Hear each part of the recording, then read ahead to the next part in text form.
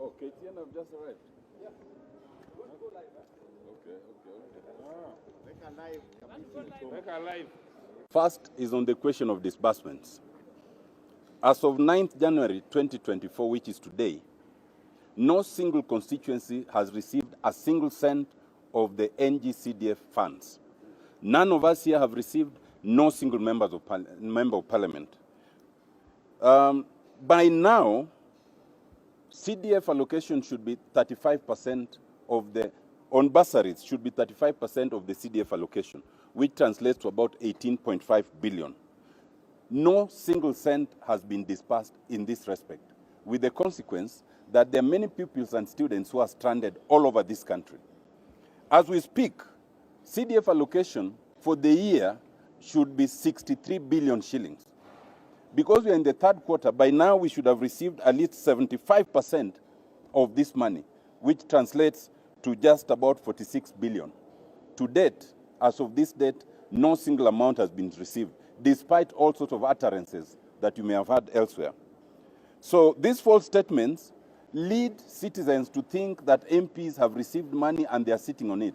We want to make it clear that we have not received it, and we urge the government to immediately release this entire amount of CDF allocation that we ought to have received. It is also important to note that by last year, through our speaker, the government gave commitment that CDF funds will have been fully released by 20th of December. And there was an official communication by our speaker to that effect. It is clear that they misled our speaker, they misled the National Assembly, and they misled the people, and that's unfortunate. Secondly, there's a CDF memo dated 4th January 2024, and members of the press might be aware of this. This CDF memo was directed to all CDF account managers countrywide. It was directing them that money cannot be released because there were certain amendments to the CDF Act, as a result of which they were supposed to recall the proposals that they had made and redo it and resubmit it. We want to say categorically that, in our opinion, that memo is misguided, it's unlawful, and it is improper, and it must be withdrawn. The first reason is, yes, there were certain amendments to the CDF Act towards the end of last year, actually in the months of November going to December. Those amendments essentially affected only two things. They affected the question of sports and the question of the Constituency Oversight Committee. In our opinion, the material date that must be applied is 1st July 2023, when the financial year begins. And the law as at that date is the law that must apply to CDF until we get to 1st July 2024. As of that date, there were no amendments. So to issue a memo purporting you cannot issue CDF funds because of amendments in December 2023 is mischievous, is misleading, and it's unlawful. In any event, that would amount to what in law we call retroactivity. No law ever operates behind. It operates going forward. And if it's to operate behind, it must be expressly stated. The amendments and the Act does not purport to say that they will take effect from 1st July 2023. Secondly, even if that argument was to be believed, those amendments only affect sports and the Constituency Oversight Committee, which is just about 6% or so of the overall allocation of CDF.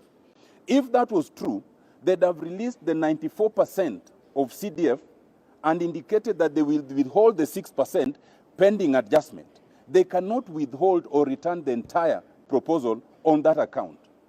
Thirdly and lastly, if that argument was true, then it would mean they cannot disburse any money. How then is it that we are getting statements saying they've disbursed certain amounts of money? Either you can disburse or you cannot disburse. You cannot say I cannot disburse, then on the other hand you say I've disbursed a certain amount of money. So our position is clear that that memo must be withdrawn.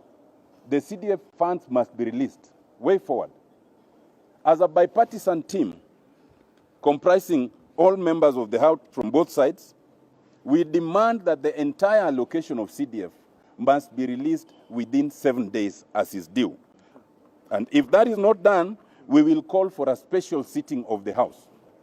When we call for a special sitting, secondly, We will then draft appropriate motions against the CS Treasury and against the CDF board or any such other entity as we may determine at the time.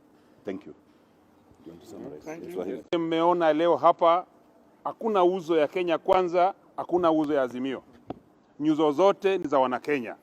Na sisi ni wabunge ambao tuna represent every constituency katika nchi yetu ya Kenya. Mwanafunzi anatoka kwa constituency A ambayo iko chini ya mbunge wa Azimio, wamemuita kwa high school ya constituency B ambayo iko kwa Kenya Kwanza. So we have no face. Sisi ni wabunge ambao tumekuja hapa. Kitu cha kwanza, sisi wabunge tunajua haki zetu kama bunge. Hii pesa ya CDF imepewa second chance, inaangaliwa kama second chance. Kwa nini tunaweza pata pesa iende kwa department zingine ili hali CDF ambayo inasaidia kila mwanafunzi? Shule hazina madarasa sasa hivi tukisema hivi. Wana rely kwa bunge kuchenga hizo. Up to now hajatuma hiyo pesa. We are telling government, nawaambia leo kwamba sisi hatutaki Kiswahili, hatutaki Kiingereza ya CS. Kwanza walifanya speaker wetu wa bunge akatudanganya kama katika bunge. Akasema tarehe 22 mwezi wa 12. CS walimpatia statement. Tarehe 20 mwezi wa 12 tuliambiwa na speaker wa bunge kwamba pesa itakuwa hit the accounts ya constituencies zetu zote Kenya. Up to now mpaka saa hivi tunaongea hivi. Walifanya speaker wetu akatuambia, na speaker akiongea katika kiti chake cha bunge ni sheria. Haliongea kama sheria, ametoa sheria lenye halikufanyika. Sasa CS wa Treasury tunakuambia saa hii, jioni hii tunataka pesa 75% kwa imeingia kwa account. Hatoi kuambiwa iko kwa board ama iko wapi. Sisi tunajua CDF account zetu hasina pesa. Wanafunzi wataka kwenda nyumbani. Kila mbunge vile ako hapo akienda shuleni. Kila mbunge ambaye yako Kenya, ukienda kwa boma lake utapata kila uniform. Uko kwa compound ya kwa waiting benches. Kila shule iko hapo, wanafunzi wanataka usaidizi. Where are we going to get this money? Asante sana. But we are also talking about NGAF, the National Government Affirmative Action Fund. And the National Government Affirmative Action Fund is the fund that is under the women representatives. And we just want to say that as members of parliament, both male and female, those in single constituencies and those from counties, as the members have said, we are tired of people crowding our homes. We are tired of being added to WhatsApp groups. We are here as servants of the people. And when our people are suffering, we must speak. And because of that, we want to tell Treasury that we are not joking. And we are going to take them head on. When it comes to issues regarding Kenyans, we don't joke. We are going to take you head on. And please release that money today. Because we are not going to have young people missing chances in national schools. Then we start writing stories like the ones we are seeing. This boy came with a metal box. I was dinner fee. We created a WhatsApp group. These are issues that should be history. When we have funds, release those funds so that we don't have children standing with billboards like prisoners, like people who have been charged by DCI, standing with those billboards. I am 14 years old. I do not have money. And there is money here. Please release the money. We need to let our children go to school. We are not joking. Many of us have left our constituencies when we saw that there is this kamkunji. And you better take us seriously. And we also want to say, kindly stop trying to intimidate members. Our first call is to our constituents. Thank you. Thank you.